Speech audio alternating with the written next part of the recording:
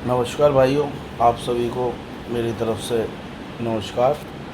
भाइयों, मैं जो एक मुद्दे पे बात करने वाला हूँ, हमारे माननीय श्री प्रधानमंत्री नरेंद्र मोदी जी ने कल अपने भाषण में कहा कि भाई पेट्रोल का कम इस्तेमाल करो, खाने का तेल कम इस्तेमाल करो, फॉरेन ट्रिप जो है कम करो, और भारी जो प्रोडक्ट हैं जो बाहर देश से आते हैं उनको कम खरीद करो। तो भाई ये सारी चीज़ें जनता के लिए क्यों हो रही है? आम पब्लिक के लिए सारी चीज़ें हो रही हैं, और ख़ुद आप घूम रहे हो, रैलियाँ निकाल रहे हो, 6-6 7-7 रैलियाँ निकल ली हैं। उसमें काफ़िला देख लो आप मोदी जी का, कई 100 गाड़ियाँ हैं। भाई मेरे हिसाब से वो भी पेट्रोल से चलती है, शायद मोदी जी के हिसाब से पानी से चलती होगी। पर भाई जिस हिसाब से देश को जब ज़रूरत है गवर्नमेंट की, प्रधानमंत्री की, कि भाई अब कुछ सहानुभूति मिलेगी, ये हर बार आके जनता के ऊपर डाल देते हैं, भाई जो करना है अब तुम्हें ही करना है। तो भाई जब सारा काम जनता को ही करना है तो फिर माननीय प्रधानमंत्री जी आप किस लिए हो? हैं, आप किस लिए हो? तेल पे पहले आप करो भाई देश यात्राएं, अब आप पब्लिक को तो आप मना कर रहे हो कि भाई कोई मत यूज़ करो, पब्लिक ट्रांसपोर्ट यूज़ करो। खुद भाई साहब अब निकल लिए 5 दिन के विदेशी यात्रा पे।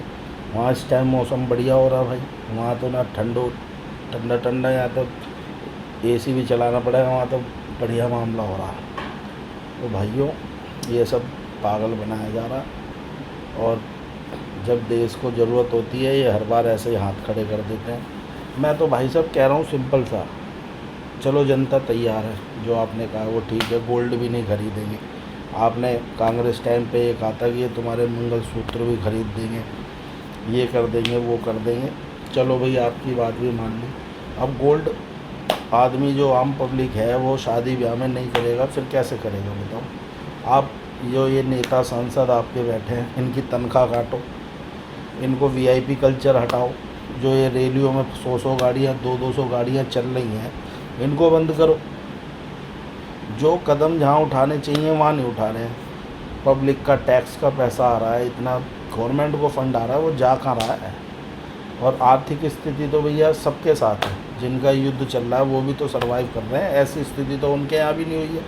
पर हमारे देश में ऐसा क्या आफत आ रही है कि भाई जो सारी चीज़ें हमें ही करनी पड़ेगी। भाई वर्क फ्रॉम होम करो, एक गाड़ी में 5 लोग लेके जाओ। भाई जब जिस घर में एक बंदा जा रहा है, अब क्या बाहर सवारी पकड़ते ढूंढेंगे कि भाई चल रहा तू भी चल रहा है, 5-5 लोग लेके जाएंगे हम, हैं? तो भाई हमारे तो समझ से बाहर है।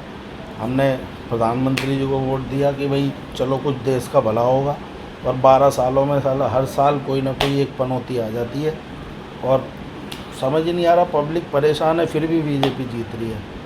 तो भाइयों जो भी है, अगर पब्लिक अब भी नहीं जागेगी तो फिर कुछ नहीं होगा। ये धीरे धीरे देश को नोच खा रहे हैं।